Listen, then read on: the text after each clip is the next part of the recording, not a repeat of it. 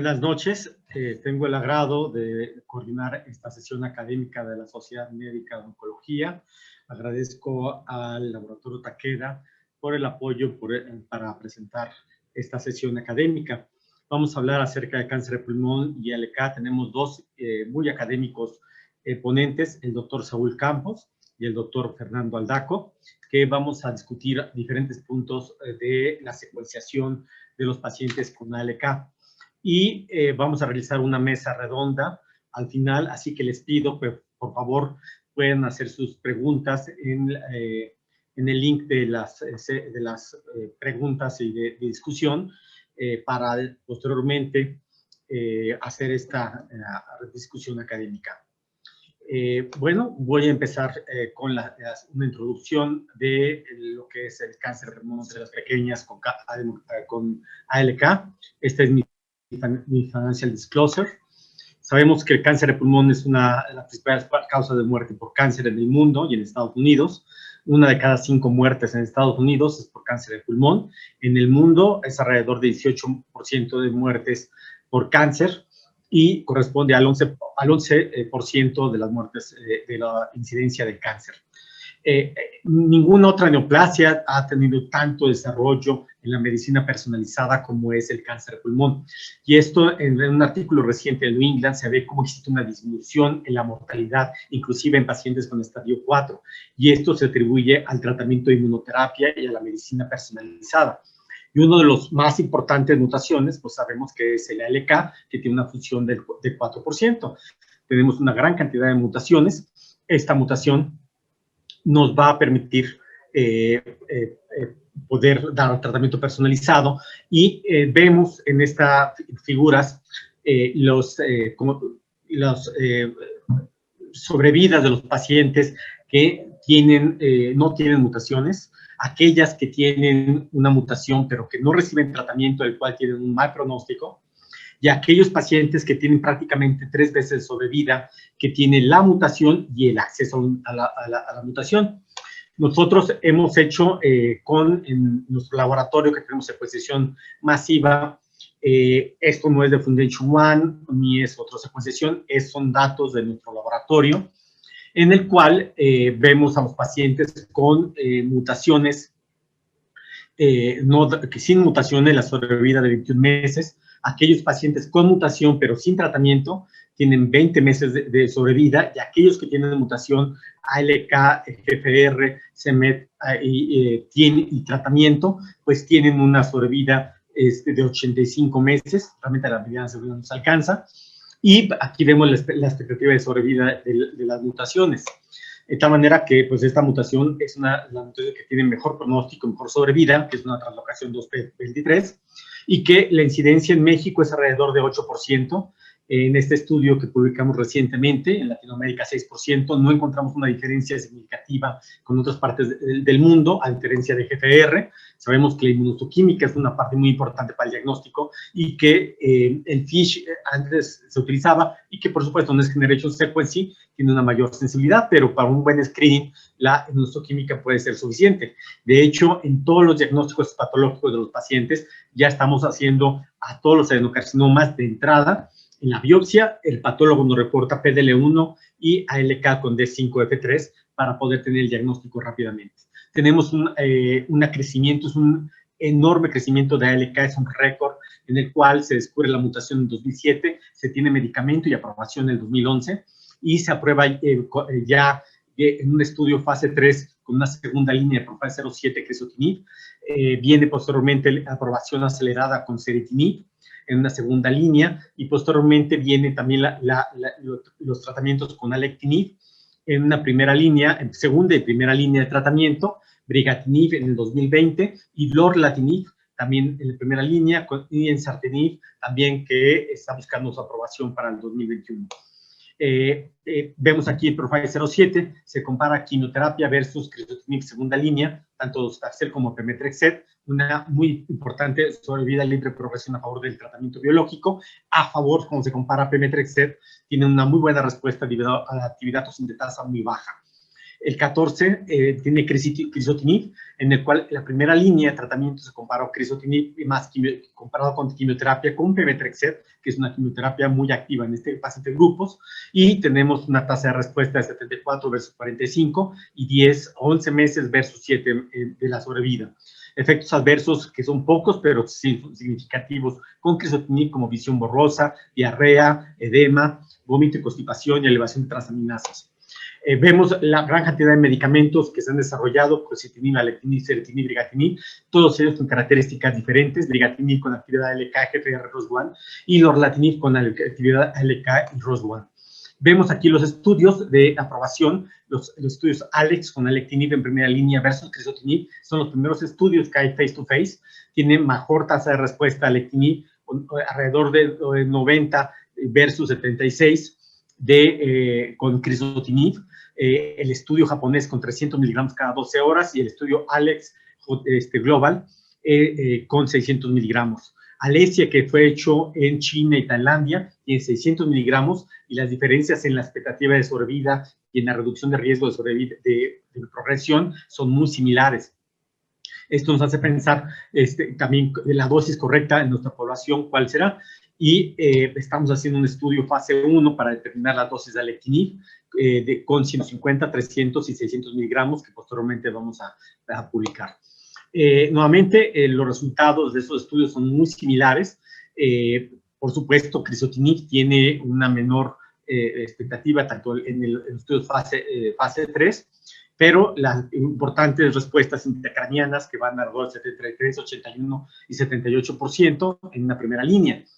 En saltinib, que no está aprobado todavía en México, es un estudio, se comparó también con crizotinib, los resultados son muy similares a los tratamientos con alectinib, 75% de respuestas versus 63%, y es un medicamento de muy buena tolerancia con respuestas intracraneales de 74 contra 21.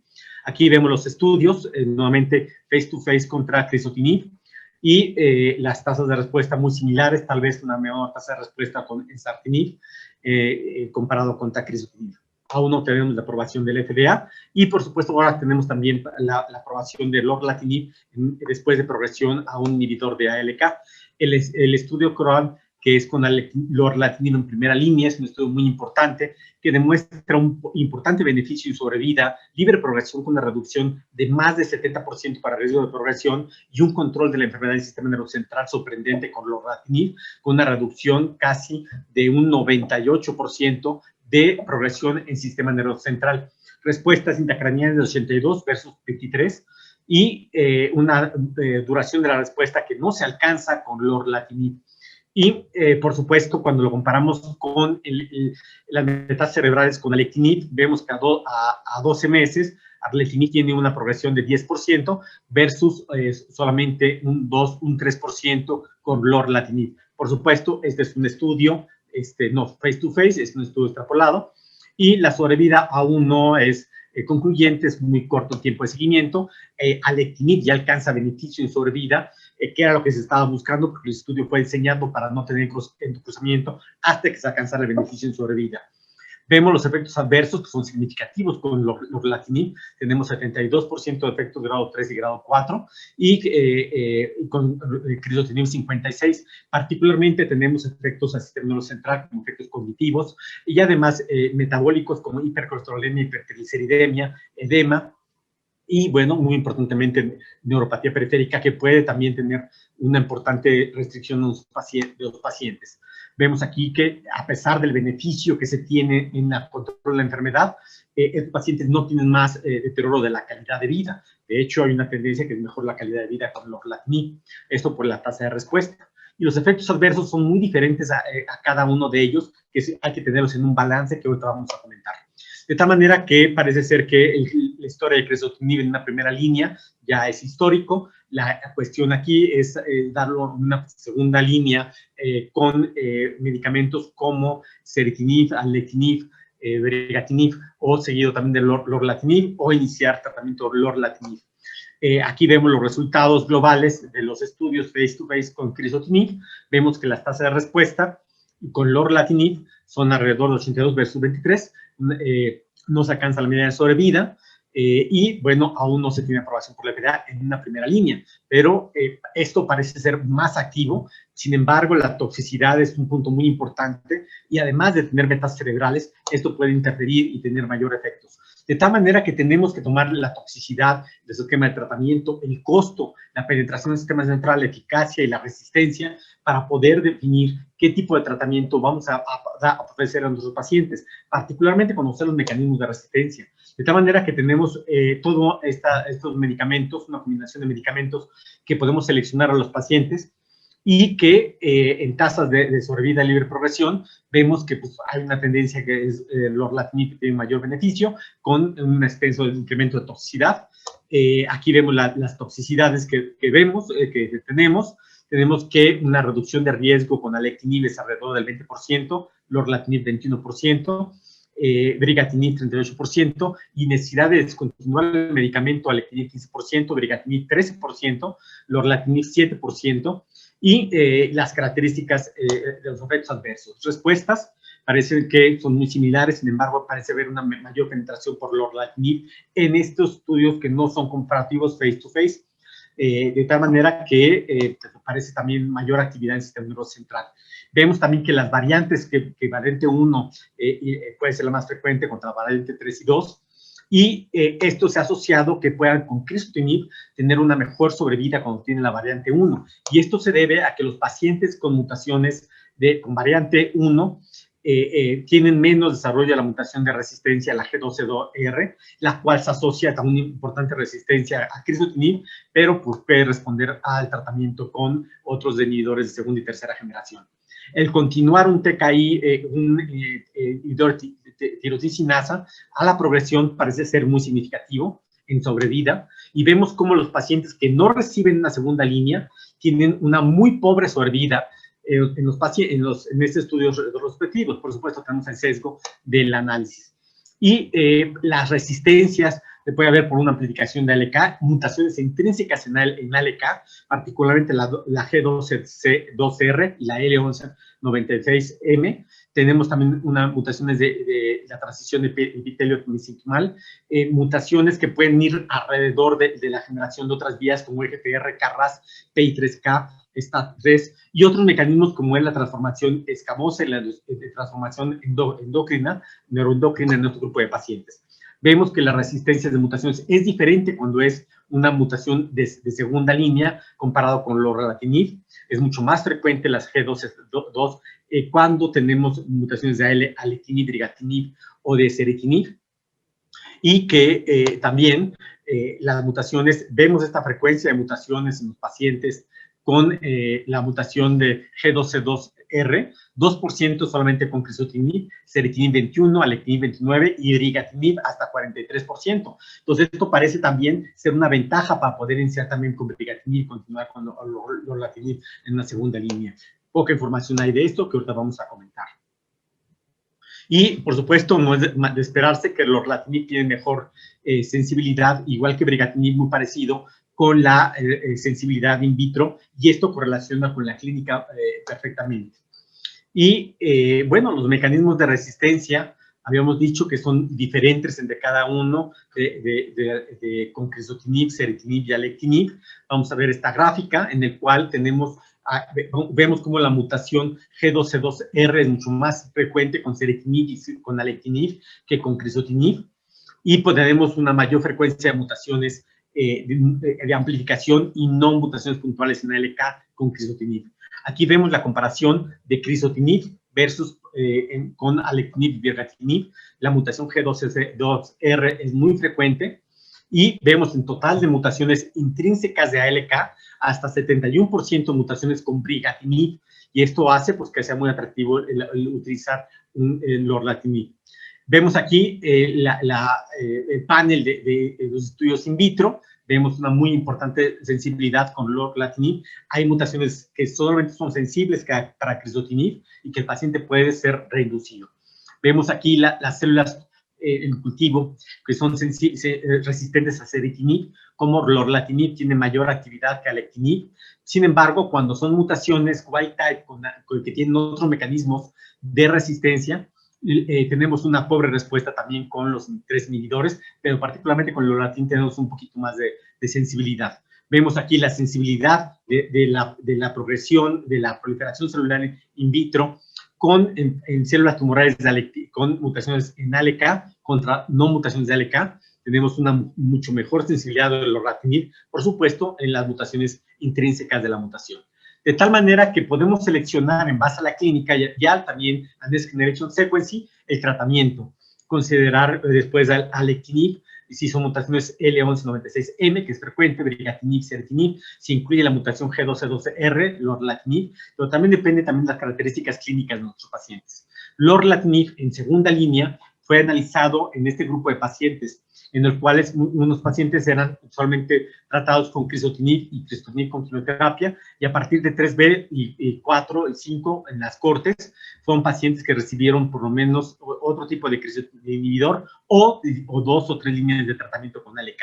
Estos son los grupos de pacientes que eran vistos, y vamos a ver el diagrama de los pacientes, las tasas de respuesta en vírgenes de tratamiento, 90%, aquellos que tienen crizotinib previamente, 65%, aquellos que tienen otro inhibidor, como alectinib o brigatinib, ceritinib, 32%, con más de 2 inhibidores, 38% de respuestas.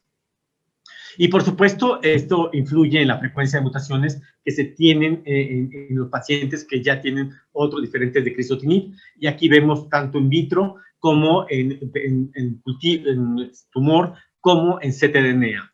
Vemos aquí los inhibidores de segunda generación, cómo se incrementa la mutación de G1202R, y cómo tenemos las tasas de respuesta en los pacientes previamente tratados con crizotinib, tasas de respuesta que van de 43%. Tenemos también esto tanto en plasma como en tejido, aquellos que tienen mutación como aquellos que no tienen una mutación en plasma. Tenemos, no hay un beneficio particularmente con crizotinib, sin embargo, sí vemos este beneficio que se puede tener particularmente cuando tienen otro inhibidor de segunda generación como alectinib y ceritinib.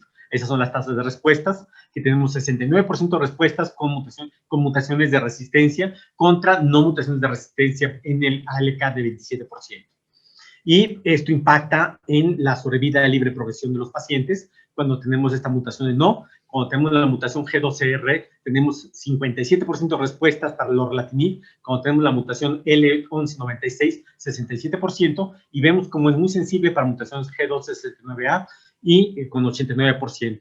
Y así podemos tener esta información. Esto es en cuanto a las respuestas intracraneales. Vemos este comparativo de cascada versus aquellos que tienen extracraneal, y vemos que son muy similares y que la tasa de respuesta pues es muy similar entre uno y otro. Aquí vemos la tasa de respuesta del lorlatinib en las diferentes posiciones cuando fue el último TKI. Con alectinib tenemos alrededor de 40%, con brigatinib también alrededor de 40%, la información es muy pobre, hay muy poco número de pacientes, y con ceritinib tenemos también alrededor de 40% de respuestas con ceritinib.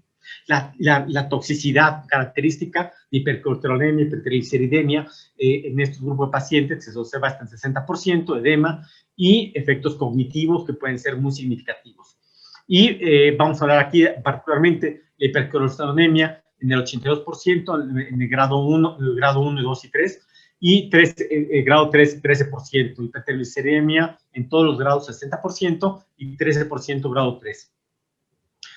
Vemos aquí la comparación de hipercortisolemia. Inicialmente esto es rápido, el cambio, y después no hay un cambio en el colesterol. Igualmente los cambios de triglicéridos aquí es más heterogéneo y se presentan en los primeros ciclos hasta el ciclo 10. Y vemos cómo se comporta particularmente con triglicéridos elevados que pueden responder con rosuvastatina, y si el paciente no responde, se puede agregar también ezetimibe como un inhibidor de reductor del colesterol. De tal manera que las guías nos indican que hay que utilizar primeramente un inhibidor como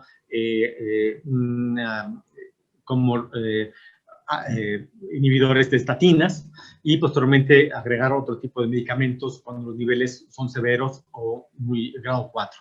Vemos las alteraciones neurológicas en speech, podemos tener varias alteraciones cognitivas, en el humor, y hasta 5% tienen todas estas características, pero sí es muy importante la cuestión neurológica. Cuando tienen metástasis cerebrales es mucho más común estos efectos, 16% con efectos en el sistema nervioso central. El grado 1 es vigilar al paciente y podemos reducir la dosis. Grado 2 y grado 3 también reducción de la dosis. Mantenerlo hasta que tengamos grado 1. Y con grado 4 es suspender de manera permanente el medicamento. Podemos tener efectos de irritabilidad, ansiedad, depresión, que son muy comunes, y con reducciones de las dosis más que utilizar algún medicamento antidepresivo. Vemos aquí el edema y la ganancia de peso, la frecuencia que tenemos en estas dos interacciones de efectos adversos. También es importante continuar y seguir las guías de tratamiento para el crizotinib. La neuropatía periférica es muy importante, particularmente en los pacientes que previamente tuvieron tratamiento con quimioterapia. Vemos que hay muy importante interacción entre los síntomas de edema, ganancia de peso y neuropatía. Y vemos aquí también los niveles de lipasa, aunque no hay casos de pancreatitis en el estudio, pero sí los niveles de lipasa se elevan y hay que vigilarlo a los pacientes. Y este es muy importante. Vemos aquí como simertinib tiene solamente con 180 miligramos, 60 miligramos, lo doble de la dosis, un 16% de las concentraciones plasmáticas y en sistema nervioso central. Y vemos lorlatinib un 75%, que es una cantidad tremenda, comparado con crizotinib, solamente un 0.26%. Entonces vemos que es una gran diferencia. Por supuesto, tener las metástasis asintomáticas, podemos dar un inhibidor con alta penetración del sistema nervioso central y evitar que el paciente tenga tratamiento con radioterapia o utilizar SBRT y continuar el tratamiento con estos medicamentos. Para terminar, pues un pequeño algoritmo que cuando el paciente progresa al tratamiento primera línea como el alectinib, podemos dar, hay que ver a los pacientes si tienen oligoprogresión. En mi recomendación, hay que hacer Next Generation Sequence en este grupo de pacientes, definir si tiene esta oligoprogresión, dar un tratamiento locorregional y continuar con el TKI, creo que esta es la primera opción. Sin embargo, también se puede seguir las guías de acuerdo a Next Generation Sequence. Si no tenemos esto tratado previamente, podemos dar tratamiento con lorlatinib. A la progresión, pues podemos seguir, mi primera opción es seguir las guías del Next Generation Sequencing, dar lorlatinib o dar tratamiento de quimioterapia como primera línea, pemetrexed parlatino, y como una segunda, el IMpower 150. Realmente el IMpower 150 es un estudio muy pequeñito para LK. Y pues agradecer a todo el grupo de laboratorio que se encuentra en cancerología, a todos los estudios que estamos haciendo. Y a continuación le voy a dar la palabra al doctor Aldaco, que va a continuar con el análisis y los resultados que tenemos de la secuenciación de ALK. Doctor Aldaco.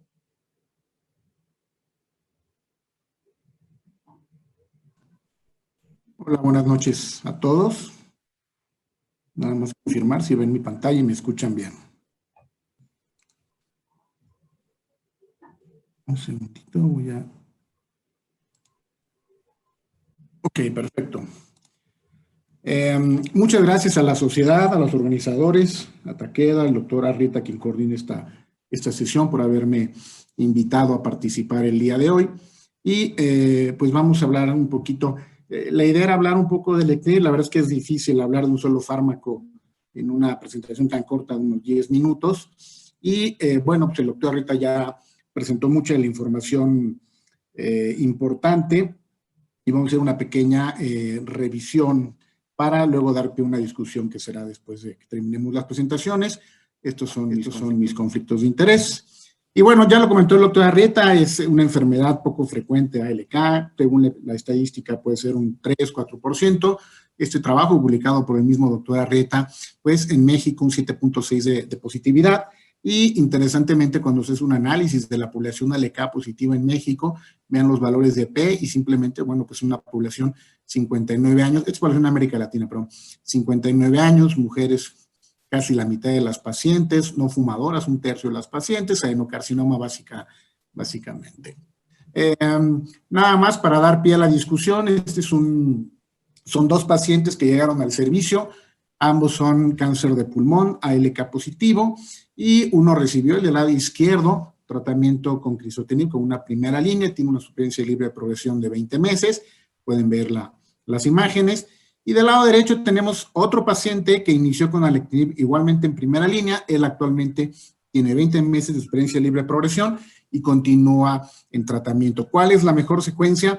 Hay muchas variables que uno debe tomar en cuenta y lamentablemente en México una de las variables que tenemos siempre que pensar es el acceso a tratamiento. Eso nos limita muchísimo la decisión de qué fármacos deberíamos de utilizar. Y no solo maximizamos la eficacia, disminuimos la toxicidad, sino también tenemos que maximizar el recurso económico para darle al paciente la mejor opción posible durante el mayor tiempo que sea necesario. Ya lo comentó el doctor Arrieta, básicamente las guías NCCN son muy similares junto con las europeas. Lo que nos recomiendan es que aquellos pacientes que tienen LK positivo, en términos generales, bueno, las opciones que se conocen hoy día, te podemos dar alectinib, brigatinib, lorlatinib, ceritinib está bajo ciertas circunstancias, e igual que crizotinib ya no se considera un fármaco de primera línea, aunque sigue siendo probablemente en el país el más utilizado y en el mundo seguramente. Obviamente, aquellos pacientes que no están teniendo una buena evolución, ya lo había comentado el doctor Arrieta, cuando uno debe pensar en la secuenciación que quisiéramos utilizar con nuestros pacientes, los separamos básicamente en sintomáticos y asintomáticos, y si se fijan en términos generales, lo que podemos ver es que las guías recomiendan en muchos de los casos, cuando hay una progresión, que no es una progresión rápida o agresiva, ¿qué hacer? Bueno, pues utilizar control local de la enfermedad, muy similar a lo que se puede hacer con pacientes EGFR mutados, igualmente control local. Y el fármaco que se recomienda, porque ya tenemos evidencia en esa situación, en pacientes que recibieron un TKI de segunda generación, llámese alectinib o brigatinib, pues el único fármaco que hasta el momento demostrado tiene la evidencia más sólida de no tener una resistencia es lorlatinib. Entonces, básicamente, en los asintomáticos, utilizar terapia local, incluso continuar con el mismo manejo después de la terapia local. Si es el sistema nervioso central, exactamente lo mismo, o cambiar también el fármaco, puede ser. Y cuando es una enfermedad, sobre todo, sistémica y múltiples lesiones, ¿qué se recomienda? Pasar al fármaco que tiene la mayor evidencia como segunda o tercera línea en pacientes previamente tratados, siempre y cuando estemos hablando de un inhibidor de segunda generación. Cuando hablamos de uno de primera generación, entonces ya es diferente. Vean ustedes las guías europeas en general que nos recomiendan. Bueno, en pacientes que tengan ALK positivo, tenemos estos fármacos de segunda generación, alectinib, ceritinib o brigatinib, y en estos casos sabemos que no es una opción crizotinib. El paciente tiene dos opciones, uno ya se había comentado, se puede hacer, o lo ideal sería hacer una nueva determinación de mutaciones, una determinación por el medio que cada quien quiera, y el más utilizado, o el que más se ha estudiado, la secuenciación de siguiente generación, y determinar si tiene o no mutaciones de sensibilidad al lorlatinib o de resistencia, o en su defecto pasarlo directamente a un esquema de quimioterapia. Y ellos sí no los vi, son de la semana pasada. Creo que hay un micrófono prendido por ahí, ya. Y únicamente en aquellos pacientes que están recibiendo crizotinib, que ya no es el estándar en primera línea, entonces sí podemos ver una secuenciación, ya sea con alectinib, ceritinib, brigatinib o lorlatinib. Claramente no existen estudios diseñados ex profeso para determinar la secuencia óptima que podemos utilizar. Recordar nada más esta diapositiva para que ustedes sepan que en términos generales, este es un estudio retrospectivo que se hizo, no lo vamos a revisar, solamente que en este estudio en donde se evaluó la eficacia en segundas o terceras líneas, lo que se vio es que pues, prácticamente 2 de cada 3 pacientes de forma retrospectiva, cuando se revisaron los expedientes, habían recibido crizotinib como primera línea y probablemente en el país es uno de los fármacos más utilizados.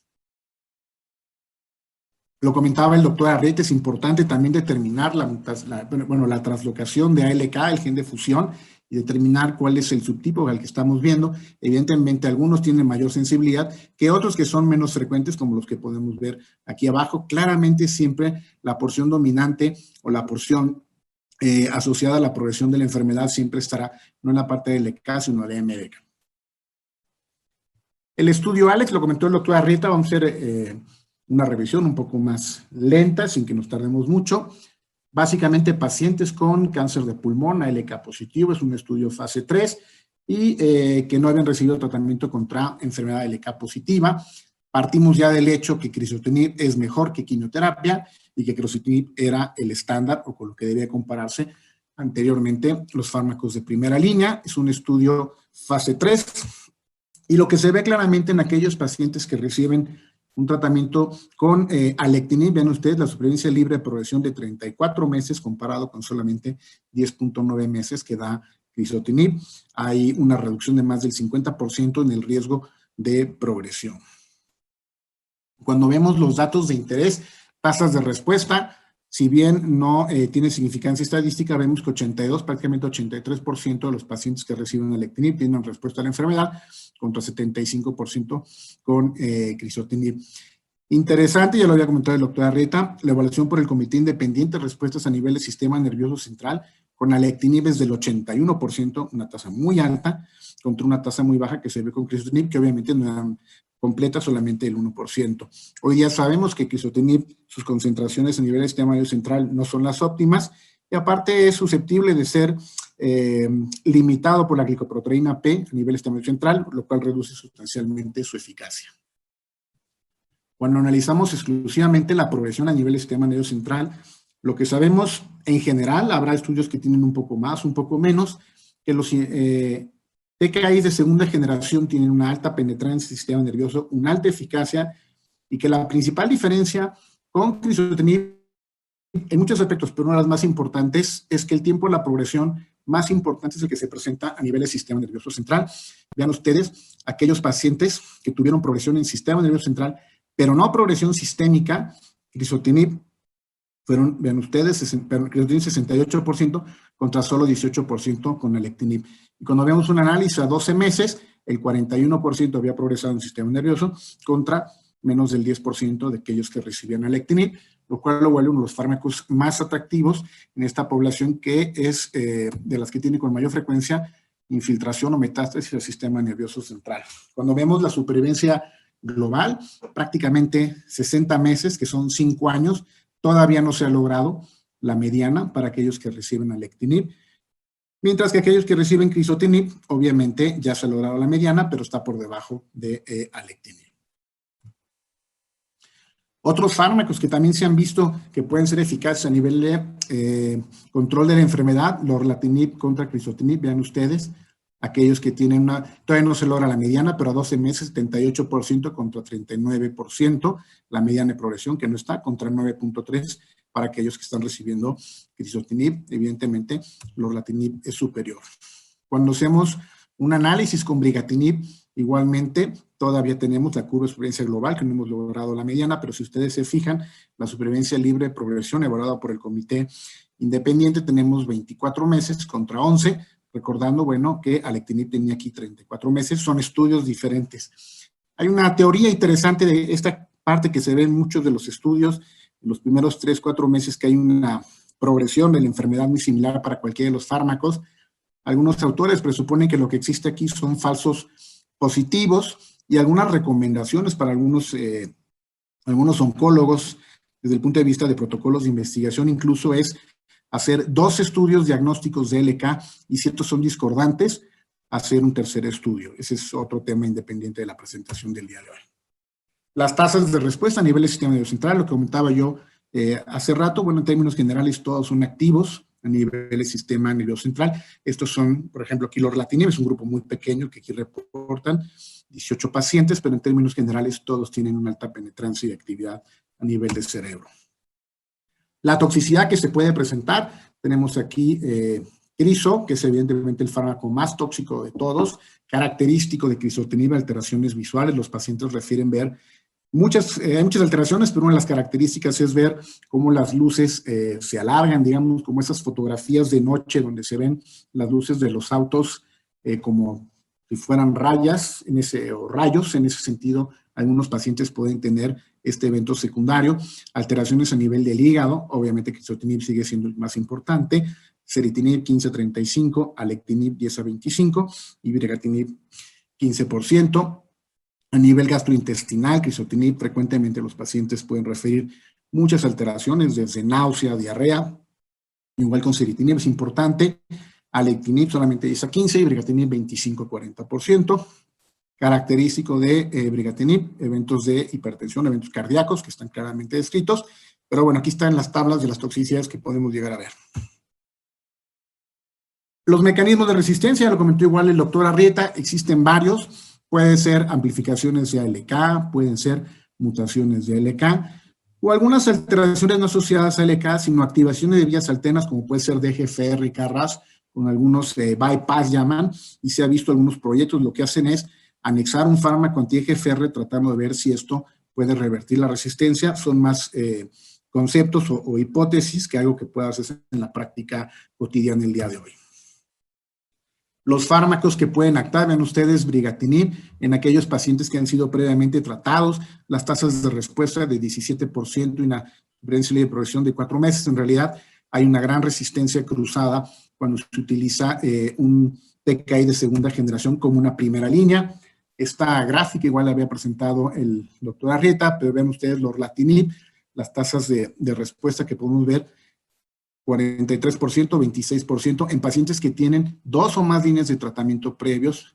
La duración de la respuesta no se había logrado, 6.9 de tiempo a la progresión, y evidentemente, como es la reducción del tamaño tumoral se puede observar claramente cuando utilizamos lorlatinib.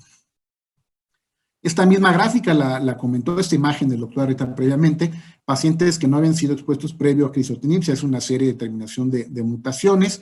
Estas pueden ser por ctDNA, pueden ser en el tejido, ya sea los bloques que tengamos previamente de archivo o sea una biopsia nueva o de novo, y se pueden ver claramente la presencia de las mutaciones, cómo difieren en aquellos pacientes que reciben un tratamiento de un fármaco de segunda generación, previamente expuestos a uno de primera generación, y pueden ver cómo básicamente son muy similares con los 3 métodos, pero predomina de forma importante la mutación G1202.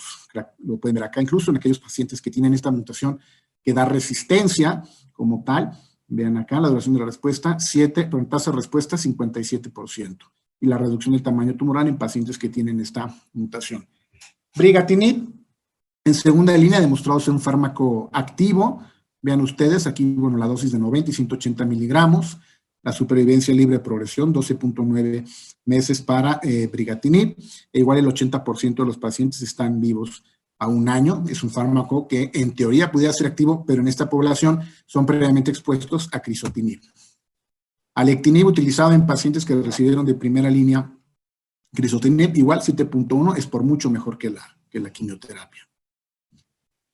Y en este análisis que se hace de cerca de 50 pacientes, lo que vieron es una secuencia, aquellos pacientes que solamente recibían crizotinib, aquellos pacientes que únicamente recibían alectinib, y aquellos que reciben una secuencia de crizotinib seguidos de alectinib, y claramente lo podemos ver en las curvas, como la secuencia de aquellos pacientes que reciben la combinación o la secuencia les va mucho mejor que aquellos que únicamente reciben crizotinib. Igual en la experiencia global, claramente se benefician en este aspecto, aunque esto nunca se ha llevado a un modelo prospectivo. Y lo más importante para fines de la presentación es que lo que necesitamos saber idealmente son las mutaciones de resistencia. Un paciente puede recibir de primera línea crizotinib y si recibe una segunda línea podrá ser un TKI ya sea de segunda o tercera generación, pero lo que no podemos hacer es dar un TKI de segunda generación y luego dar, por ejemplo, crizotinib. En ese caso solamente lorlatinib sería el que se pudiera utilizar, el que tiene evidencia. Y el otro asunto que sería la medicina ideal es tomar una biopsia o hacer una secuenciación, puede ser incluso en sangre, y determinar qué mutaciones tiene el paciente. Hay mutaciones de sensibilidad y mutaciones de resistencia. Como habíamos visto, una de las mutaciones más frecuentes, aquí la tenemos, la G1202R, regresamos acá.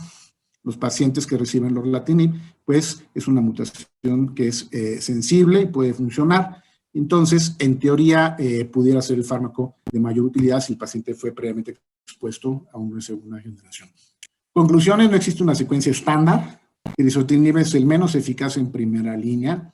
Los TKIs de segunda generación son más activos o son activos en aquellos pacientes que fallaron a crizotinib. Lorlatinib es el único fármaco hasta ahorita como tal recomendado por eficacia en TKIs de segunda generación expuestos previamente, y la determinación de la mutación de una resistencia sería la forma ideal de poder determinar cuál sería la secuencia del siguiente fármaco para tomar la mejor decisión para nuestro paciente. Con esto termino y ahora voy a compartir la pantalla con el doctor Campos. Gracias.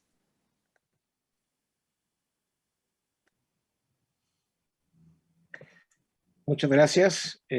Antes que nada, bueno, muchas gracias al Almeo, a Takeda por la invitación, a la doctora Arrieta que está coordinando la mesa por esta invitación. Y bueno, estoy proyectando ya la presentación y bueno, básicamente en las dos primeras presentaciones he hablado cosas que pudiera agregar. En este caso, estos son mis conflictos de interés. Me gustaría hablar un poco más, ahondar un poquito más de la evidencia que tenemos relacionada con brigatinib. Dentro de todo el escenario y toda esta carrera que se da para encontrar mejores tratamientos para en este escenario de cáncer de pulmón, que bueno, como ya se mencionó inicialmente, pues el cáncer de pulmón ha cambiado en los últimos años totalmente sus tratamientos. Esto debido a que se han identificado mutaciones, las cuales pueden ser objetivo o blancos de tratamiento, y esto en su momento ha mejorado por muchísimo el desenlace de estos pacientes con cáncer de pulmón. Como ya se mencionó, en uno de estas mutaciones que actualmente que estamos tratando el día de hoy es ALK, y como sabemos en forma global aproximadamente el 5% va a haber una alteración en ALK, y como ya había mencionado en México llega a ser 7.8%. Y dentro de eso, bueno, ya mencionaron en esta carrera de nuevas moléculas para poder mejorar los desenlaces, tenemos en el caso de ALK, pues las drogas que ya se comentaron. Una primera generación inicialmente con crizotinib, segunda generación con alectinib, brigatinib, crizotinib y ensartinib, y bueno, una tercera generación con lorlatinib. Dentro de esto es importante mencionar que, bueno, generalmente cuando se están diseñando estas drogas, pues todas tienen un objetivo de ir a solucionar los eventos y los problemas que se empiezan a generar una vez que se inician y se prueban estas drogas. Cuando hablamos de terapias blanco, pues inicialmente los objetivos principales en el momento de diseñar mejores drogas van enfocadas a dos puntos cuando son terapias blanco. Uno de ellos, queremos siempre drogas que sean mucho más potentes que las que tenemos actualmente, y el segundo de ellos, queremos drogas blanco que sean más selectivas. Inicialmente, el brigatinib, cuando se estaban diseñando estas nuevas drogas, el brigatinib cumplía este cometido, y se probó su potencia in vitro, en donde era 2 veces más potente que crizotinib, que era el estándar en su momento, y era 100 veces más selectivo comparado in vitro con crizotinib. Además de esto, pues se tenía que probar la potencia in vivo, y en modelos en ratones se comprobó también comparado con crizotinib que era mucho más potente, que reducía el tamaño tumoral de los tumores generados con ALK positivos probados con brigatinib y con crizotinib, y con una 10ª parte de la dosis que se tenía comparado con crizotinib, se tenían mayores tasas de respuesta, casi alrededor del 80%. Y lo mismo, además de esto, esta potencia comparada in vivo con crizotinib en modelos murinos también volvió a comprobar la mayor potencia de brigatinib comparada con el estándar de primera generación, que era crizotinib. Y además de esto, pues sabíamos que existían mutaciones de resistencia, y en su momento se probaban drogas que también pudieran vencer estas resistencias. Y brigatinib demostró actividad con mutaciones de las más frecuentes, la L1196M, y además de esto mostró también actividad entre las mutaciones más frecuentes, que es la G1202R. Y otro punto importante que se tenía que vencer era, como sabemos, estos tumores tienen un tropismo por sistema nervioso central, y se necesitaba resolver este problema. Necesitábamos drogas que tuvieran mayor penetrancia del sistema nervioso central comparado con la que teníamos, que era crizotinib, y esto lo demostró brigatinib en modelos también ortotópicos, en donde tenían mayor penetrancia y tenían mayores tasas de respuesta en los cerebros de los ratones que se les inyectaba y se generaban estos tumores. Y otra cosa importante que carecía en su momento las drogas que se estaban generando, es que además de eso tuviera inhibición para ROS1, lo cual lo probó brigatinib de manera inicial, en manera in vitro. Y basado con todos estos resultados, se genera pues el uso y se prueba brigatinib en el escenario que se encontraba en el momento.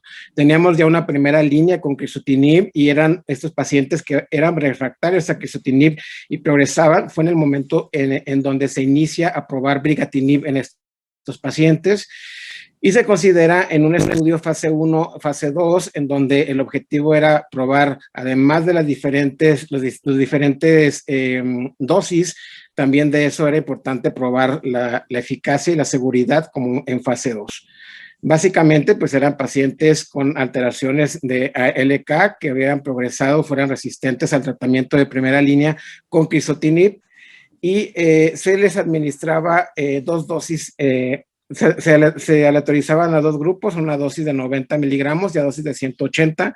Básicamente eran pacientes con un estado funcional, un ECOG menor o igual a 2.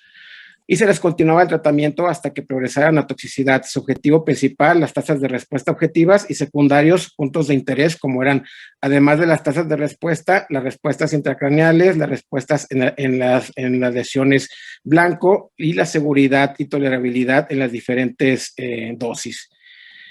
Estos pacientes en su mayoría eran una edad promedio alrededor de los 50 años, aproximadamente la mitad de ellos hombres y mujeres.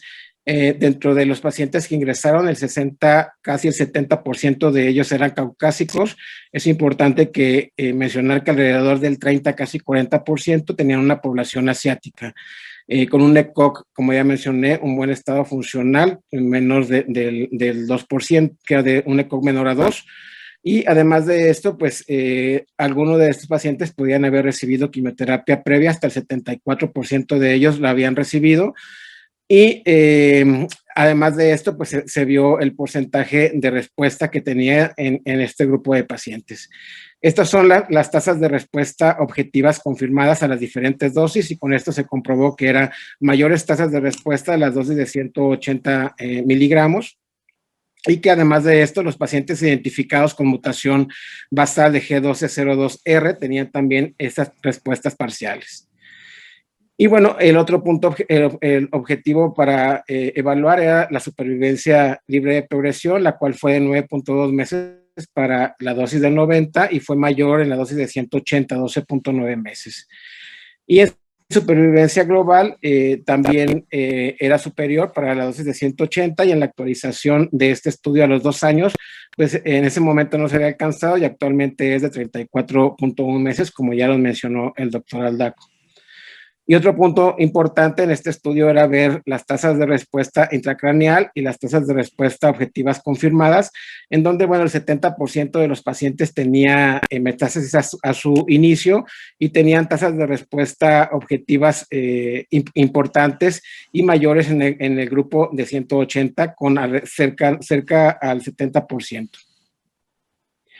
Y además de esto, la supervivencia libre de progresión intracraneal, la cual era superior en el grupo de 180, la cual no se había alcanzado en su momento, y que en la actualización a los 2 años se alcanzó a 19 meses.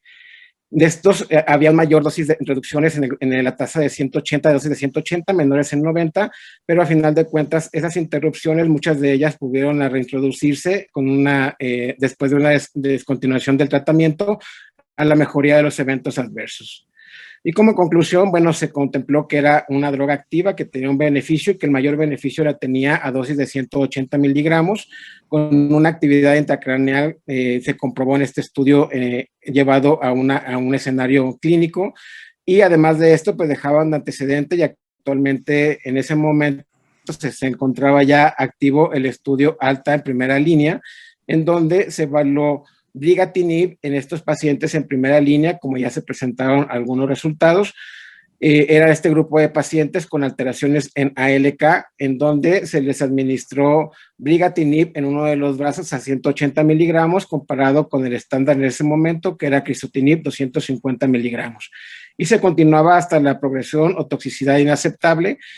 Y bueno, el objetivo primario era ver las tasas, la supervivencia libre de progresión, y como secundario cosas interesantes, que eran las tasas de respuesta objetiva, las tasas de respuesta intracraneal, la supervivencia libre de progresión intracraneal y además la seguridad en los eventos adversos. Dentro de estos, en este estudio ingresaron 275 pacientes, los cuales 137 fueron al grupo de brigatinib y 138 al grupo de crizotinib. En su mayoría eran caucásicos, pero bueno, tenían alrededor del 40% de una población asiática con un buen estado funcional. Y además de esto, bueno, de estos pacientes, cerca del 30% de ellos tenían metástasis al ingreso y habían recibido alrededor de una cuarta parte de ellos radioterapia para control sintomático previo a inicio de tratamiento.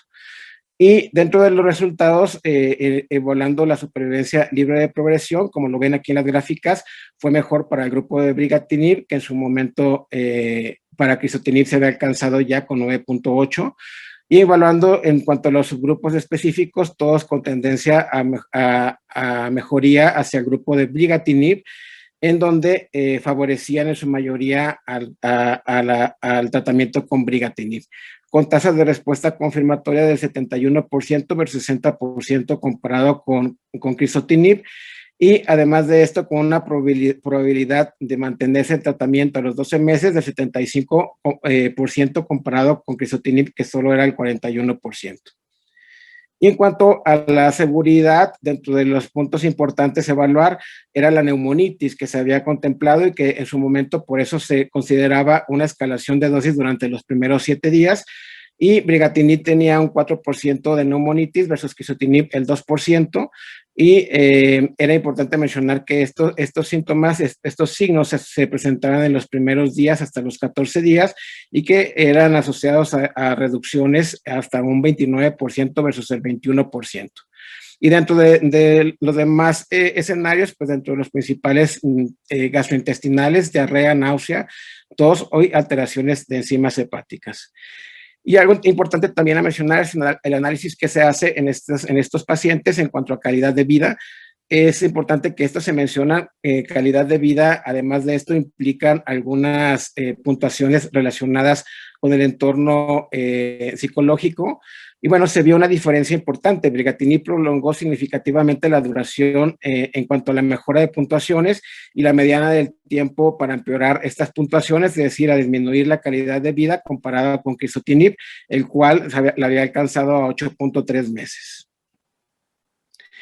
Y en cuanto al resto de los eventos adversos, era importante mencionar que en cuanto a los dominios, el brigatinib mostró una mejoría numérica comparado con crizotinib en los dominios funcionales, en 3 de 5 de ellos, y 2 de ellos con tendencia también a mejoría, pero que cruzaba la unidad y que por ese motivo no se consideraron significativos. Y cuanto a la escala de síntomas, la fatiga, náusea y vómito, pérdida del apetito y estreñimiento favorecían al grupo de brigatinib. Y en cuanto a las alteraciones y las mutaciones, también se hizo un análisis y como ya se mencionaba, aquellas que tenían principalmente la más frecuente, la G1202R, también presentaba tasas de respuesta parcial con brigatinib en este escenario. Y concluyendo, bueno, que era una droga activa que tenía un beneficio comparado con crizotinib y que se lograba un mayor porcentaje de estos pacientes considerándolo en una primera línea de tratamiento con beneficio. Además de esto, bueno, me pareció interesante además agregar cómo es el uso de estos tratamientos en la vida real. Hay mucha evidencia en cuanto a la vida real, pero puse 2 principales. Una que es la de México con Latinoamérica y la otra es la de en Francia, que es una de las con mayor número de pacientes. Dentro de ellos, la experiencia en Francia utilizó brigatinib en el mundo real. De estos pacientes se analizaron en forma retrospectiva aquellos pacientes que recibieron brigatinib en 66 centros en Francia. En total fueron 184 pacientes ALK positivo en escenario avanzado, que se les dio brigatinib a 180 miligramos diarios hasta progresión o toxicidad inaceptable. Se evaluó la supervivencia libre de progresión como objetivo principal y las respuestas tanto globales como intracraneales como objetivos secundarios, además de los antecedentes de secuenciación. Y es importante aquí mencionar que estos 184 pacientes habían recibido por lo menos más de una línea de tratamiento con un inhibidor de ALK, la mediana eran 3 líneas de tratamiento con un rango de 2 a 7 líneas. Dentro de esos, lo más frecuente por el estándar en su momento y por el estándar histórico era crizotinib, seguido de ceritinib, o bien quimioterapia como un antecedente, crizotinib y ceritinib. Y la mediana también de 2 TKIs anteriores, el 70% de estos pacientes habían recibido quimioterapia antes de recibir brigatinib. Y estas son las curvas de supervivencia. Cabe destacar que en la supervivencia global a partir de que inició brigatinib fue de 19.4 meses, y la supervivencia global con la secuencia de todas estas líneas de tratamiento fue de 64.6 meses en este escenario de evidencia real. Y el otro estudio fue el estudio en donde participa México y Latinoamérica, el cual fue liderado por el doctor Arrieta y el INCAN, y participó además el Centro Oncológico de Toluca y el Instituto Nacional de Enfermedades Respiratorias. En total se incluyeron 46 pacientes en este escenario de ALK positivo, localmente avanzado metastásico, recibiendo brigatinib en el programa de acceso temprano, 180 miligramos diarios, y con el objetivo primario igual de supervivencia libre de progresión, y secundario tasas de respuesta global y supervivencia, además de la seguridad. Y estos fueron los resultados de este estudio. Fueron 46 pacientes en total, con una mediana de 53 años, principalmente el 43% eran mujeres, 56% hombres, en su mayoría con un ECOG menor o igual a 1. Hasta un 30% de ellos tenía metástasis al inicio, y había recibido además quimioterapia alrededor de 50% de ellos no habían recibido quimioterapia previa, y el número de tratamientos previos, el 42% había recibido una línea de tratamiento con TKI, y un porcentaje menor, 2 líneas de tratamiento, solamente el 8.7%. Y dentro de los principales medicamentos que se habían utilizado, el 50% era ceritinib, 39% crizotinib, y bueno, un porcentaje bajo porque básicamente este acceso temprano era en una segunda línea de tratamiento. Y estas son las curvas alcanzadas. La supervivencia libre de progresión para este grupo de pacientes era de 15.27 meses, y la supervivencia global específicamente para brigatinib no se había alcanzado. Era importante, como ya se había mencionado, en este grupo de pacientes es importante ver qué porcentaje de estos pacientes se mantenía o se contemplaba que ya estaban activos a 12 meses, y para esta corte fue de 80% a 12 meses. Y específicamente las curvas en cuanto a segunda línea con brigatinib, era la mediana de 12.87 meses. Para brigatinib en tercera línea se alcanzó 13.76 meses, y para la secuencia posterior a crizotinib se alcanzó 15.86 meses, y para la secuencia seguida de ceritinib de 13.76 meses. Y bueno, esta gráfica también es interesante porque muestra los resultados posterior a quimioterapia, que también mostraron mayor beneficio para el grupo con brigatinib, y se alcanzaba una diferencia significativa favoreciendo al grupo posteriormente a quimioterapia. Y además de esto se alcanzaron tasas de respuesta global de 27% en esta corte de pacientes, con un perfil de seguridad pues muy similar a lo que se había observado y que se encontraba reportada en los ensayos, principalmente asociadas a alteraciones gastrointestinales y alteraciones fatiga, náusea, diarrea dentro de los principales. Y bueno, es como conclusión en esta gráfica, pues están todas las líneas en segunda línea de tratamiento, incluyendo aquí esta información acerca de brigatinib, en donde en general, como ya se mencionaba tanto por el doctor Arrieta como por el doctor Aldaco, pues todos muy similares en esta segunda línea de tratamiento, y que bueno, básicamente mi objetivo era ahondar un poquito más en el desarrollo de esto relacionado con brigatinib. Y que bueno, como ya se presentó también una tercera línea, una tercera generación con orlatinib, también con beneficio importante.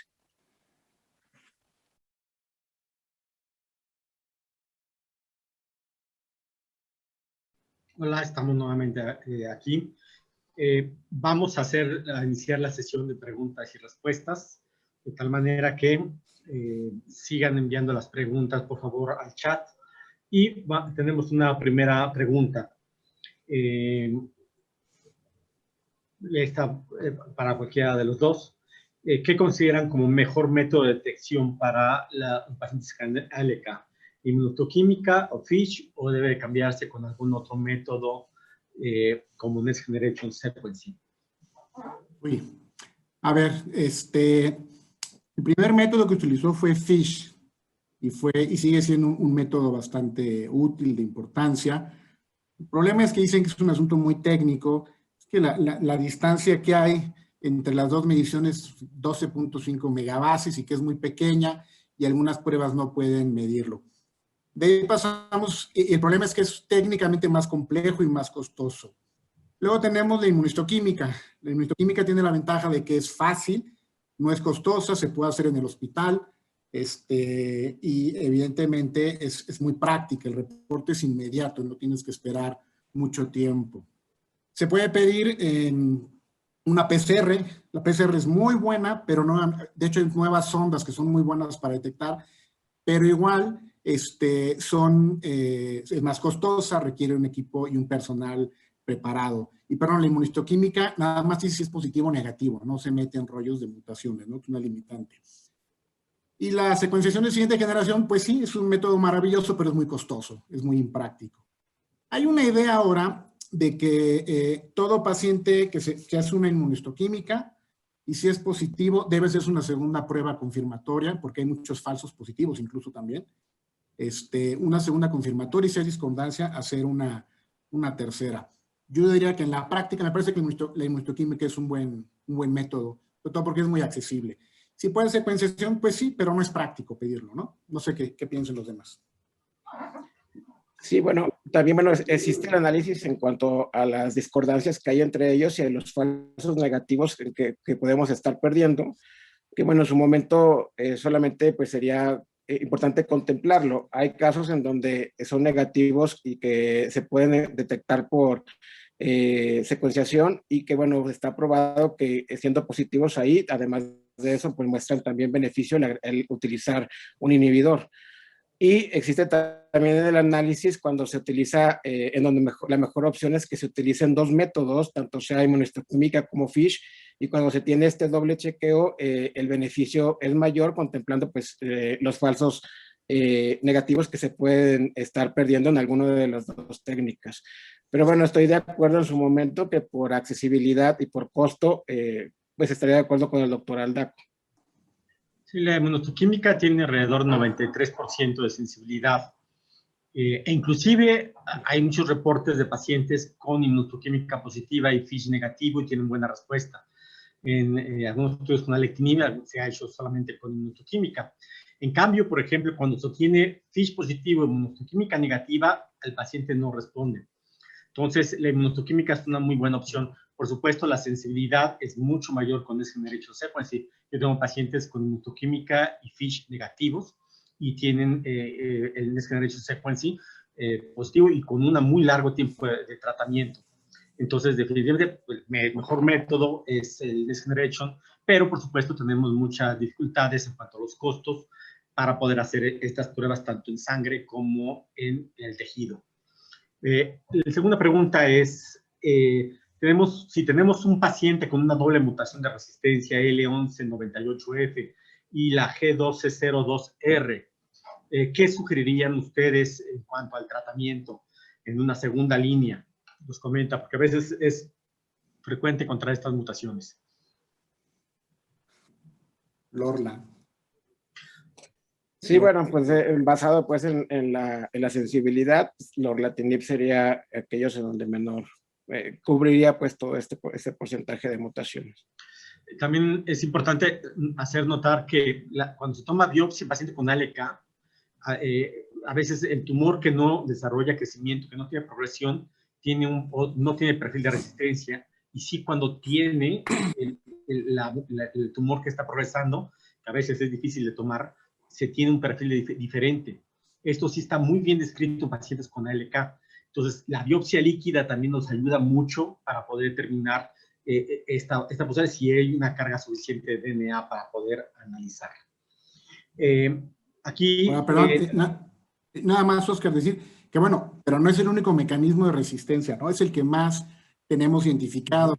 Hay amplificaciones, ganancias de otro en EGFR. Entonces, no necesariamente, a pesar de que está demostrado, documentado más bien, que pueden responder, va a suceder, ¿no? Claro. Y el porcentaje de estas mutaciones intrínsecas es muy diferente con cada uno de los TKIs. Eso también es muy significativo.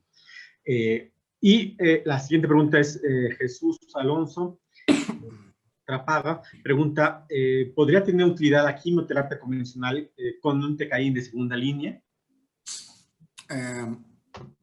Bueno, a ver, juntarlos si es la pregunta. Está descrito, o sea, la secuencia se ha ido formando conforme salen los resultados, no es que los estudios se hayan hecho así. Si tú a un paciente le das crizotinib, en segunda línea le puedes dar uno de segunda generación, ¿no? Puede ser alectinib, brigatinib o uno de tercera, lorlatinib. Si tú un paciente, y después de eso, la siguiente línea es quimioterapia, obviamente. Quizá podríamos discutir si lorla en tercera línea y luego quimio. Ahora, si en primera línea tú le das lorlatinib a un paciente y progresa, ¿es quimio o quimio? Hay estudios con inmuno, pero son más proyectos, ahorita sería algo como algo de investigación. Entonces, ese sería el sustrato como tal. Pacientes que ya fallaron a una de segunda y no tienes lorla, o ya recibió lorla previamente, en mi criterio, obviamente. Aquí me parece muy interesante esta pregunta y me gusta mucho esta pregunta porque en los pacientes con EGFR mutado hay por lo menos 2 estudios aleatorizados que combinan quimio más el TKI. Y sabemos en estudios in vitro que el pemetrexed inhibe la producción de la T90M. Entonces ya también hay combinación de gefitinib más pemetrexed. Hay una experiencia en el hospital de Boston con 58 pacientes, está publicado en Journal of Thoracic Oncology, en el cual a los pacientes que usan una segunda línea de tratamiento, en ese momento ellos justifican que no tenían lorlatinib, utilizan alectinib, ceritinib o brigatinib, y en diferentes protocolos, y a la progresión les daban quimioterapia con pemetrexed platino, y continuaban el TKI en un grupo y en otro grupo nada más la quimioterapia. Yo creo que mucho era del estado funcional, es un estudio retrospectivo. La sobrevida libre de progresión fue mucho mejor para la combinación, teniendo el sesgo, por supuesto, que las mejores condiciones del paciente es aquellos que tienen los 2 tipos de tratamiento. Pero aquí es un mensaje, ¿no? O sea, cuando los americanos hacen cosas raras y lo publican en revistas muy buenas, bueno, era muy cuestionable realmente hacer una combinación así. Yo creo que se debe hacer bajo un estudio clínico. Y lo segundo es que creo que puede ser una buena opción por el costo. Por ejemplo, tenemos tratamiento con alectinib o brigatinib, pero no tenemos lorlatinib por el costo, tal vez. Entonces, me parece tener un buen protocolo hacer una combinación con quimioterapia. Y a ver si es posible que yo pueda hacer algo así de conjunto, un protocolo que podamos darle pemetrexed a los pacientes que progresan a una primera línea, ¿no? Exacto. En este estudio, Oscar, también contemplaban como antecedente el análisis que se hace en aquellos pacientes en donde habían recibido quimioterapia en primera línea y que después continúan un inhibidor de ALK, y esos grupos de pacientes tenían un análisis donde tenían supervivencias más largas que aquellos que empezaban en primera línea en grupos específicos, específicamente contemplando en aquellos que tenían mutaciones de manera inicial. Entonces contemplaban a la quimioterapia como una forma de poder disminuir esa población que tuvieran ya esta mutación de manera inicial, y que básicamente por eso, disminuyendo este porcentaje, favorecía los resultados con inhibidores en primera línea posterior a quimioterapia, que es otro escenario que también están desarrollando como a manera de estudio clínico.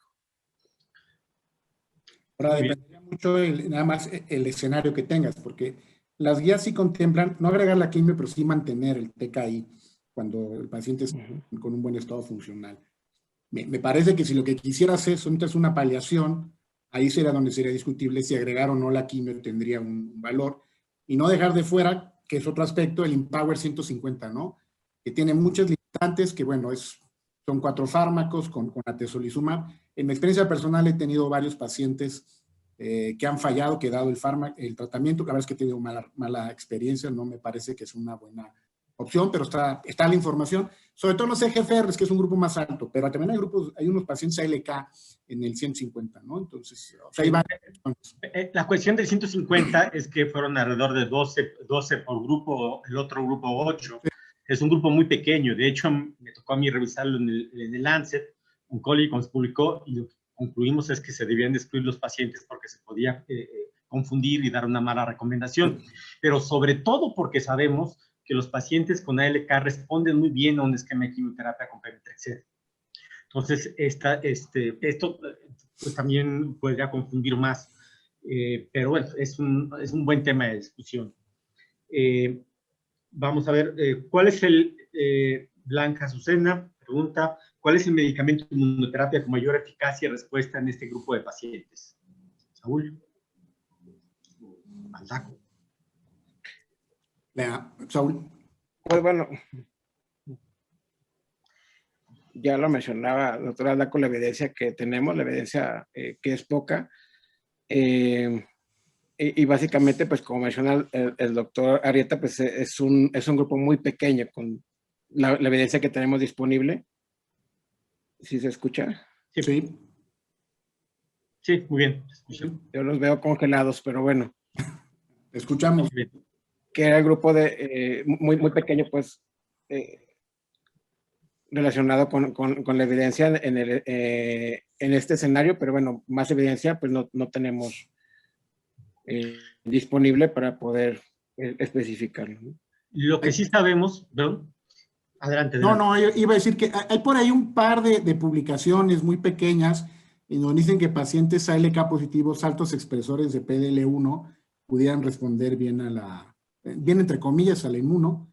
Son grupos muy pequeños. Yo no soy muy pro acerca de la inmunoterapia en pacientes con mutaciones driver. La experiencia general dice que no es una buena opción de tratamiento y creo que al menos con la evidencia actual no se justifica utilizarla. Esa es mi opinión personal. Sí, la carga mutacional promedio de un paciente con ROS1-2 con ALK es 2.5, con ALK es de 3. O sea, la carga mutacional es muy mala para responder a inmunoterapia. Y algunos estudios con ALK, 0% de respuestas, con monoterapia. Por supuesto, el Empower es otro esquema que tiene Avastin y el Avastin, por ejemplo, no se ha probado con combinación con TKI como si en EGFR. Estamos haciendo actualmente un estudio de alectinib-beva con una buena experiencia, pero tenemos que completar el estudio para poder hacer una conclusión y podría ser en un futuro también una buena combinación de tratamiento. Pero me parece muy interesante. Yo creo que es la última opción de tratamiento en un paciente utilizar la inmunoterapia con pacientes con ALK. Tenemos otra pregunta. Entonces, idealmente, para Fernando y Saúl, en todos los pacientes que progresan a un TKI, ¿sería para ustedes necesario, en condiciones ideales, hacer Next Generation Sequencing? Ideales, sí. Sí. En un mundo vean como un estándar, una recomendación para todos. Pues, exacto, bueno, en su momento que incluso pues vale la pena en su momento que el esfuerzo que se hizo para poder hacer ahorita el análisis en pacientes con pulmón, si lo contemplamos de una manera global y combinada, pues en su momento llega a ser hasta más utilizándolo por una cantidad grande y concentración, llega a ser hasta más útil y menos costoso el hacer una secuenciación masiva de una manera diseñada, pues, ¿no? Pero lo idealmente, en un mundo ideal, sería hacer secuenciación. Ok. Aquí hay otra pregunta. ¿Cuáles son las complicaciones más comunes con alectinib? Esa es una buena pregunta porque aunque tiene un perfil de toxicidad, bueno, en muchos pacientes se desarrollan una toxicidad significativa. No sé, Fernando, Saúl, ¿cuál es lo que más le preocuparía alectinib como toxicidad? ¿Saúl o comento yo? Como quiera. Ay, Mira, en general mi experiencia con alectinib ha sido muy buena. Yo creo que lo característico de alectinib, comparado con cualquier otro fármaco, es su tolerancia. Comparado con criso, aparte de la eficacia, es la tolerancia. He tenido algunos pacientes que tienen algo de toxicidad hepática, elevación de enzimas, pero en realidad nunca he tenido toxicidad severa, algo de náusea, de pocos con diarrea, prácticamente nada. Y edema es lo que más veo yo en pacientes que refieren que tienen hematizados. Fatiga, dicen muchos. El problema es que la fatiga, pues ya no sabes si es la enfermedad o es, o es el tratamiento. Pues a diferencia de los otros de segunda generación, pues el edema sería lo que hace la diferencia un poco más. En la clínica nosotros lo que hemos visto, pues también como coincidía con Fernando, que pues es bastante bien tolerado. En forma inicial, lo que nos ha causado a nosotros hacer reducciones ha sido el tema de las alteraciones hepáticas, pero básicamente bastante bien tolerado.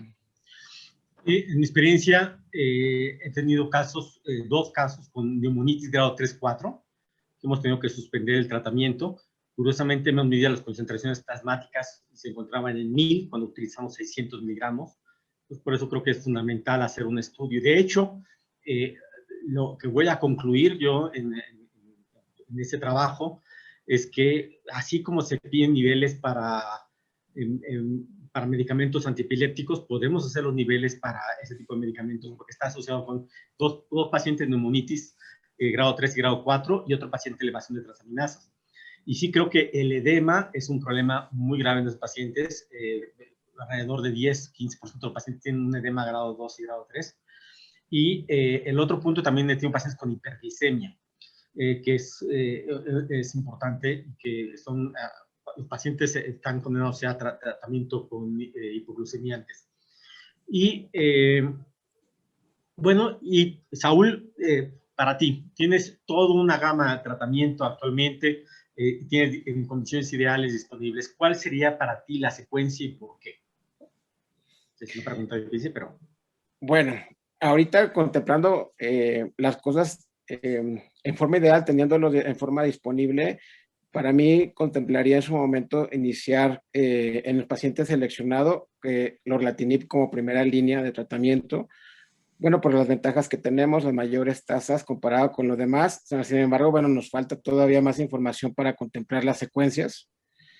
Y para el grupo específico, que serían casos por toxicidad, contemplaría algunos de segunda línea como primera línea de tratamiento seguido por lorlatinib. De acuerdo. Fernando. Híjole, mira, aquí lo tengo apuntado. Si tú tomaras los intervalos libres de progresión, das criso seguido de lectinib, daría 20 meses. Estoy cerrando los números. Si dieras criso seguido de briga, tendrías 25 meses. Si dieras alectinib seguido de lorla, tendrías 41 meses. Si tuvieras solo lectinib, 34. Pero curiosamente, y es por error, porque estoy haciendo una comparación indirecta, obviamente, no se puede, pero bueno, estoy haciendo el ejercicio, criso, alectinib, lorla, en esa secuencia te da 26 meses. Entonces, no hay una secuencia. A mí me parece que lorla tiene un problema, que es un fármaco muy efectivo, pero es el útil de segunda línea. Entonces, muchos médicos dirían, lo voy a guardar entre comillas, porque uno tiene que dar la mejor opción disponible. Es decir, doy uno de segunda generación y voy a dar lorlatinib como una segunda línea. Creo que eso pudiera ser la secuencia. Ahora, el que tiene el intervalo, su experiencia de progresión más amplia es alectinib. O sea, da 34 más 7 del lorla da casi 41. Parece ser que el lorla, si uno ve las curvas, va a superar eso. Eso parece. Si es información madura, te dirá que el lorla, pero mientras yo creo que alectinib y luego probablemente el lorla, pero cada paciente será diferente, ¿no? Obviamente, es una hipótesis. Si alguien decide otra línea, pues no está mal. Yo también perdón, adelante. Bueno, de hecho se hizo en su momento, hay varios análisis sistemáticos de toda la información de lo que se encuentra disponible y en promedio pues lo que se contempla y se concluye es que la mejor es que sea una secuencia, que sea segunda, que puede ser en su momento crisotinib seguido después de una segunda generación, cualquiera de ellos. Y que este escenario de dar esa continuidad se va a lograr en promedio alrededor de 50 meses. Independientemente de algunos, dependiendo de los estudios y de la información, todas de ellas en global abarca ese porcentaje. Aquí el momento pues sería la disponibilidad y contemplar si con los resultados del ORLA queremos iniciarlo y tenerlo desde de primera línea. Y lo que yo no dejo de fuera, pues es la toxicidad. La verdad es que, bueno, no tengo experiencia con Orla, pero tiene cuestiones muy importantes y que no debemos de despreciar. O sea, en su momento, las alteraciones que tiene en cuanto a la mayor penetrancia, pero tienen efectos secundarios en cuanto a eventos psicológicos. Hasta el 24% de los casos pueden tener esos eventos psicológicos relacionados con suicidio y relacionados con alteraciones tan importantes que pueden poner en peligro la vida del paciente. Entonces, esto a final de cuentas no es hecho como un análisis específico de eso, pero sí sería una de las principales limitantes y que incluye hasta un 24% de esos pacientes. Yo concuerdo con ambos, solo que yo ya vería obsoleto actualmente crizotinib. Vemos el desarrollo de metástasis cerebrales sin o con progresión, y si no las tiene, la va a desarrollar. Entonces yo ya sacaría a crizotinib. El concepto de utilizar la mejor droga creo que sigue siendo vigente, pero tal vez la excepción sería aquí con brigatinib o seguido con un tratamiento como lorlatinib. Cae poca información de briga a lorlatinib, pero dependiendo de las características del paciente con metástasis cerebrales, joven, puedes dar tratamiento con lorlatinib, particularmente si no ha sido radioterapia. Si el paciente también es importante conocer toda la información disponible y ver qué tanto efecto tiene el dar radioterapia a un paciente y luego darle lorlatinib, podría tener mayores efectos cognitivos y eso afecta mucho la calidad de vida del paciente. Entonces, yo creo que hay que individualizar bien el caso, pero tenemos muy buenas opciones. Y pacientes, 1% de los pacientes pueden tener EGFR y ALK, pero dentro de los pacientes con EGFR, el 8% tienen ALK y los EGFR tienen hasta 10%. De hecho, uno de los mecanismos de resistencia es la presencia de EGFR de KRAS. ¿Qué pasa si tenemos un paciente con EGFR y ALK? ¿Qué tratamiento darían ustedes de primera línea o qué sugerirían? ¿Tratar el TKI con EGFR o dar tratamiento con ALK? Con alectinib. Hay poca información, pero hay quienes sugieren agregar un fármaco. O sea, es decir, no lo puedes tratar con un anti-EGFR porque no va a funcionar. El EGFR no tiene ningún efecto sobre LK. Pues tendrías que darle un fármaco anti-LK y en teoría conceptualmente le deberías agregar un fármaco anti-EGFR. Pero eso hay pocos estudios. La verdad es que es muy complejo por interacciones farmacológicas, evidencia como tal. No estoy seguro si yo le daría 2 fármacos, no me suena tan fácil. Saúl. Y dentro de eso, en cuanto a la evidencia, pues el que tiene actividad contra estas 2 áreas es brigatinib. Hay también poca evidencia relacionada con esto, pero hay alguna serie de casos que han publicado en donde se tiene esta dualidad en cuanto a mutación en forma inicial, que han tenido pues una buena respuesta con brigatinib, pero bueno, básicamente sería como que dentro de las posibilidades contemplaría brigatinib y la combinación pues esperaría más resultados en cuanto a eso. Ahora, perdón, rápidamente, y viene más de la pregunta previa. Aquí uno de los problemas es si alguien hace una secuenciación, la interpretas, porque salen muchas mutaciones, no va a salir nada más una, obviamente, ¿no? Y si pides Foundation One, pues son cientos de determinaciones de las que se hacen. Es muy difícil interpretar esa información. También hay que ser muy cuidadosos de qué nos está reportando. O sea, no es tomar y decir, si al oeste le toca A. La verdad es que causa mucho conflicto. Me estoy saliendo un poco el EGFR nada más, ¿no? Pero te van a salir muchas mutaciones. No es tan sencillo tomar decisiones cuando uno hace una secuenciación. En la práctica en México muchas veces no siempre te van a reportar los 2. Y aparte es poco frecuente. Sí, yo también he tenido casos con la mutación de EGFR y ALK. Hay casos que están reportados en la literatura que responden al EGFR, al LK. Yo creo que el que tiene mejor perspectiva sobre vida y respuesta es el LK, por eso iniciaría.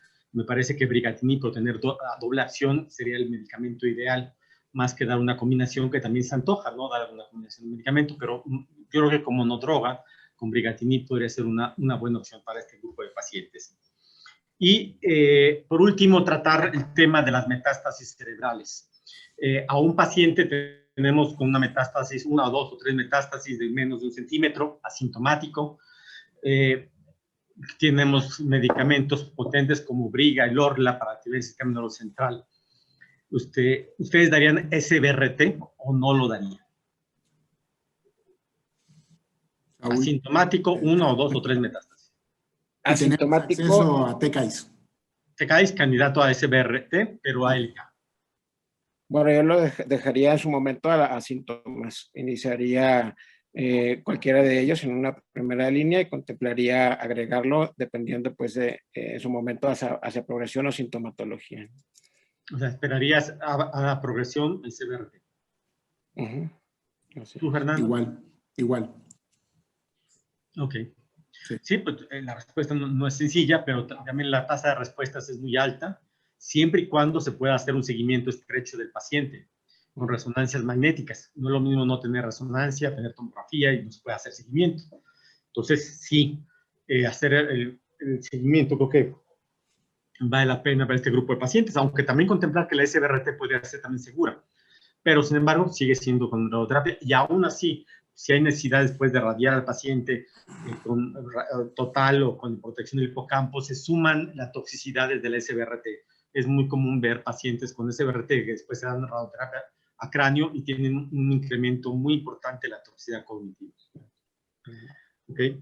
Creo que... Ahora, un paciente con una lesión muy pequeña, sintomático, ahí la tasa de respuesta no es que no pierda valor, pero ya no es uno de los datos más importantes, sino el tiempo de control de la enfermedad, que en realidad, si uno se pone a buscar clínicamente, le va a encontrar un síntoma, ¿no? O sea, si es una exploración neurológica profunda y demás, seguro tendrá algo. Pero bueno, en general, asintomático, yo me quedaría tranquilo con un buen TKI de segunda, tercera generación para controlarla. Es muy probable, ¿no? Que quede controlado con eso y dejaré la radio para otro momento.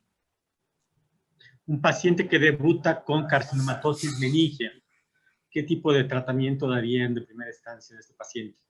De los TKIs que te contamos. Probablemente. Pues bueno, cualquiera de segunda generación, de entrada, incluso el relatinib tiene este análisis en infiltración meningia con buenas tasas de control y respuesta. Entonces, yo iniciaría cualquiera de estos TKI como una primera elección. Yo daría el Orla. Creo que es un... Lorla, quizá... Pero, es decir, la carcinomatosis meningia es una enfermedad, en términos generales, agresiva, mal pronóstico. Entonces, ahí sí pensaría en darle el mejor fármaco disponible. Muy bien. Creo que son todas ya las preguntas. Pues vamos a terminar esta sesión. Pues agradecemos a todos que estén esta noche con nosotros discutiendo el grupo de pacientes con ALK. Pues a nombre de la ESMEO y a nombre de Takeda, pues muchas gracias. Muchas gracias al doctor Aldaco y a Saúl Campos. Y esperemos tenerlos en la siguiente sesión de la ESMEO. Muchas gracias. Gracias, buenas noches. Muchas gracias a todos, buenas noches.